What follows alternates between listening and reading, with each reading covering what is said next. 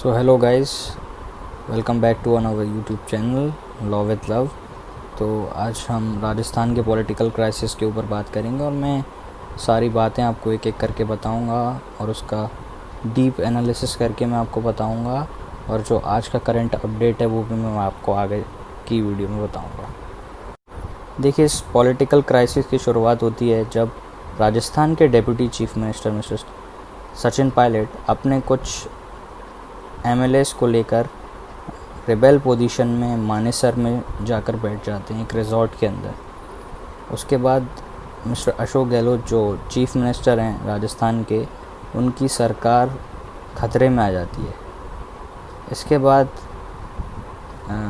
सचिन पायलट को कई मौके दिए जाते हैं कि वो पार्टी के सामने आकर अपनी बात रखें, और अगर उनकी कुछ डिमांड्स हैं तो वो भी वो पार्टी के सामने आकर रख सकते हैं, पर वो ऐसा नहीं कर पाते हैं। तो उसके बाद जो कांग्रेस पार्टी है, ऑल इंडिया कांग्रेस कमेटी, जो कि दिल्ली में है, जिसकी प्रेसिडेंट श्रीमती सोनिया गांधी जी हैं, तो उनके द्वारा एक टीम भेजी जाती है जिसके अंदर कुछ स्पोक्स पर्सन, कुछ जनरल सेक्रेटरीज़ होते हैं, जिनको इस सिचुएशन के अंदर मीडिएशन के लिए जयपुर भेजा जाता है। और सचिन पायलट को फिर रिकॉल किया जाता है कि अगर वो चाहें तो अभी भी अपनी बात इस कमेटी के सामने रख सकते हैं, पर वो फिर ऐसा नहीं कर पाते हैं। जिसके बाद कमेटी के द्वारा उनकी डेप्यूटी चीफ मिनिस्टर की पोजीशन उनसे वापस ले ली जाती है, और उनके जो सपोर्टिंग एमएलएस थे और उनको जो मिनिस्ट्रीज़ दी गई थी वो उनसे वापस ले ली जाती हैं। अब इस सिचुएशन के अंदर बीजेपी का एक एंगल आता है। बीजेपी के एक सेंट्रल मिनिस्टर हैं जिनका नाम है मिस्टर गजेंद्र सिंह शेखावत, जो कि राजस्थान से बिलोंग करते हैं, और उनका एक कॉल रिकॉर्डिंग मीडिया के अंदर पब्लिक होता है जिसके अंदर वो कुछ एमएलएस को ख़रीदने की बात कर रहे होते हैं। इस कॉल रिकॉर्डिंग के आने के बाद जो राजस्थान की स्टेट गवर्नमेंट है, जिसके चीफ मिनिस्टर अशोक गहलोत हैं, उनके द्वारा कोर्ट के अंदर एक एफआईआर लॉन्च की जाती है गजेंद्र सिंह शेखावत के अगेंस्ट में कि ये हॉर्स ट्रेडिंग के द्वारा सरकार गिराने की कोशिश कर रहे हैं राजस्थान के अंदर। ये सब हो जाने के बाद राजस्थान प्रदेश कांग्रेस कमेटी के द्वारा एक वेब जारी की जाती है जिसके अंदर कुछ आदेश दिए होते हैं प्रदेश कांग्रेस कमेटी के द्वारा कि अगर वो एमएलएस जो मानेसर के अंदर हैं, अगर वो हमें सपोर्ट नहीं करते हैं तो according to anti defection law उनकी जो मेंबरशिप है, जो कि मेंबर ऑफ लेजिस्लेटिव असेंबली की मेंबरशिप होती है, वो चली जाएगी। पर इस विप के अंदर एक फ्लॉ है जो कि मैं इस वीडियो के आगे आपको बताऊंगा कि किन सिचुएशंस के अंदर ये वेब जारी की जा सकती है और एंटी डिफेक्शन लॉ किन सिचुएशंस के अंदर अप्लाई किया जा सकता है। अब ये सब हो जाने के बाद जो चीफ मिनिस्टर हैं अशोक गहलोत, वो गवर्नर को एक लेटर लिख के असेंबली का सेशन बुलाने के लिए बोलते हैं, जिसके बाद गवर्नर उनको कुछ सिचुएशंस बता देते हैं कि इन सिचुएशंस के अंदर ही सेशन बुलाया जाए तो जो मेंबर्स हैं उनके लिए ठीक रहेगा, क्योंकि ये कोरोना वायरस का टाइम चल रहा है और एक पेंडेमिक की सिचुएशन है।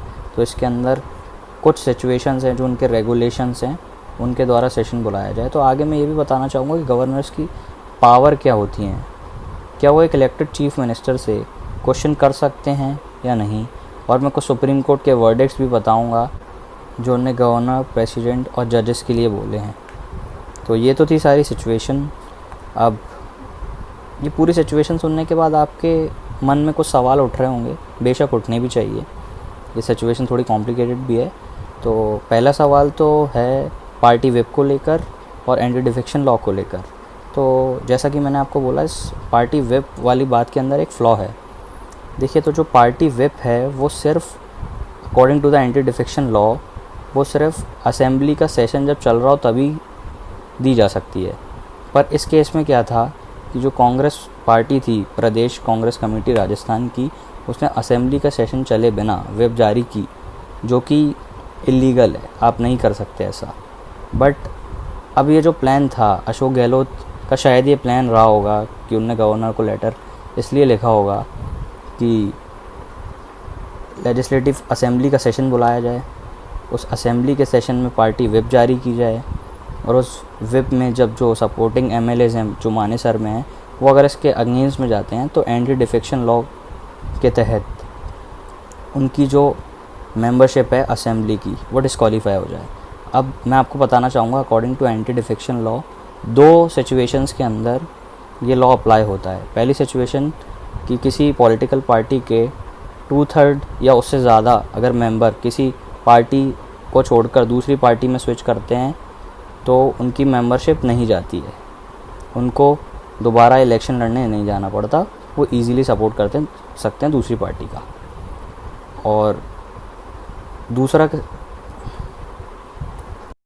दूसरी सिचुएशन है विप वाली कि अगर असेंबली का सेशन चल रहा है और कोई पार्टी एक विप रखती है और अगर उसके मेंबर उसका सपोर्ट नहीं करते हैं उस विप पे, तो उनकी मेंबरशिप जा सकती है। तो अब दूसरा सवाल है गवर्नर के राइट्स को लेकर। तो जैसा कि मैंने आपसे कहा था कि गवर्नर के राइट्स क्या हैं, क्या वो इलेक्टेड चीफ मिनिस्टर से सवाल कर सकते हैं किन सिचुएशंस के अंदर असेंबली का सेशन बुलाया जाए।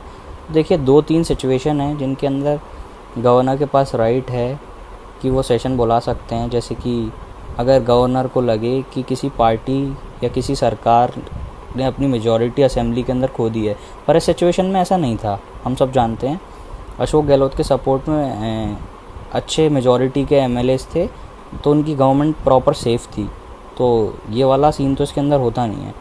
बाकी अगर दूसरे केस की बात करें तो है इमरजेंसी के केसेस के अंदर अगर गवर्नर चाहें तो वो सेशन बुला सकते हैं।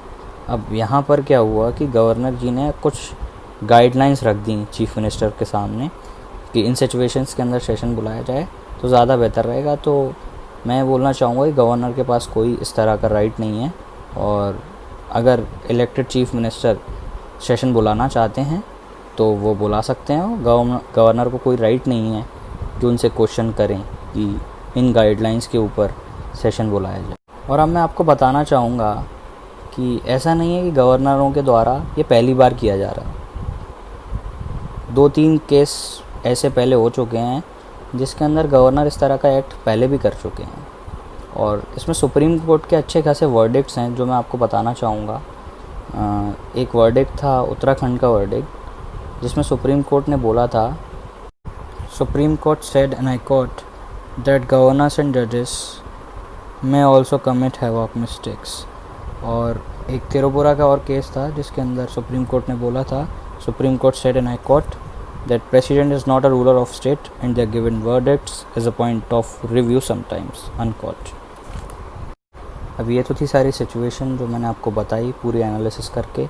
अब जैसा कि मैंने वीडियो के स्टार्ट में बोला था कि एक करंट अपडेट है इस सिचुएशन के ऊपर जो मैं आपको बताना चाहूँगा कि कल की डेट में जो ऑल इंडिया कांग्रेस कमेटी के मेंबर हैं और कांग्रेस के जो एक्स प्रेसिडेंट भी रह चुके हैं राहुल गांधी, और कांग्रेस की जनरल सेक्रेटरी श्री प्रियंका गांधी, उन दोनों की सचिन पायलट से एक मीटिंग हुई, जिस मीटिंग को देखते हुए ऐसा लग रहा है कि वो कुछ शर्तों पर पार्टी में वापस आने के लिए मान चुके हैं, और उनकी शर्तों को सुनने के लिए पार्टी ने 3 मेंबर्स की एक कमेटी बनाने का वादा किया है, जो कमेटी का काम रहेगा कि जिन इश्यूज़ को लेकर सचिन पायलट पार्टी से नाराज़ थे उन इश्यूज़ पर शांति से चर्चा की जाए। क्योंकि सचिन पायलट का ऐसा कहना है कि सड़कों पर जाकर जो यूथ लीडर्स थे कांग्रेस के, तो जो वादे उनके द्वारा किए गए हैं अगर वो पूरे नहीं होते तो वोटर्स को क्या मुंह दिखाएंगे। तो अब देखते हैं कि इस कमेटी के द्वारा क्या एक्शन लिया जाता है, और ये देखा जाएगा कि सचिन पायलट को उनकी पोजीशन वापस दी जाती है। और बातें तो यह भी सुनने में आ रही हैं कि शायद सचिन पायलट को राजस्थान से उठाकर ऑल इंडिया कांग्रेस कमेटी में शायद कोई बड़ी पोजीशन दी जाए, और शायद उनको राजस्थान प्रदेश कांग्रेस कमेटी का प्रेसिडेंट भी बनाया जा सकता है। तो देखते हैं आगे क्या होता है।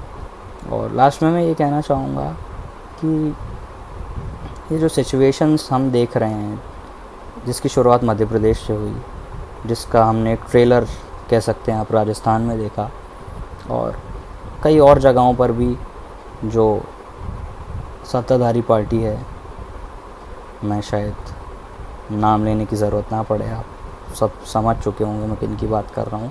उनके द्वारा जो इलेक्टेड गवर्नमेंट्स हैं उनको गिराने की बार बार कोशिश की जा रही है। जैसे त्रिपुरा में भी हुआ, मध्य प्रदेश में हुआ, राजस्थान में कोशिश की गई, गोवा में हम देख चुके हैं पहले। तो ये हमारी डेमोक्रेसी के लिए काफ़ी अच्छा नहीं है। मैं इसे डेमोक्रेसी के लिए अच्छा नहीं मानता। और मेरा मानना यह भी है कि अगर ऐसा ही रहा तो जो आम जनता है, the common people, they will definitely going to lose faith in the democracy, and this will create a very devastating situation in the country. So at the end, thank you so much guys for patiently listening to me, and hope that I'll see you again. Thank you so much.